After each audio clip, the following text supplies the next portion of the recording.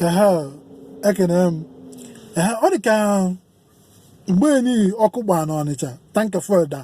n'Ọnịcha wee mụọ ndị mmadụ ọkụ na ihe marụgo ka ihe mechago ofu ndị TV steshọn wee nọrọ bịa wee na-achọ onye ya eme intaviu ofu onye Igbo a na-agafete ịnweta onye a oyi slippers white o sewasịa akpa anya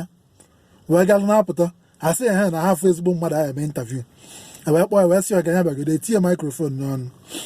wee sị ya ifugo n'otu a ọkụ gba wee mebisie ihe ndị mmadụ ma ndị ọkụ gbagbu ka ekwe n'okwu mgbamume inwe ike ịgwa ezinụlọ ndị ọkụ metụta onye Igbo ebido ọsị asị mmadụ ya bụrụ ga-ama a n'ọjụ ọkwa intaviu ka a na-eme onye ọsị asị mmadụ ya bụrụ ga-ama a n'ọjụ ọsị ọkwa ịbụ ndị a niile ọkụ gbagbu nye na onye ọbụla nọ n'ụwa wee jee kweta ka ọkụ tanka fuel gbagbuo ha niile from A to Z bụ ndị mgbu ha niile fọkụ ọp ọsị ọ bụrụ m ọsọgodi ọkụ tanka fuel nwụrụ m n'alụ niile ọkụ nwụrụ n'alụ niile na-agba m mmadụ ekwe wee nwụ mmemme escape mgbe eji wee chọpụta na o sere iwe ọ dịgo late Isako FM all the way from Los Angeles, California, USA. Ngwa nke emesịa m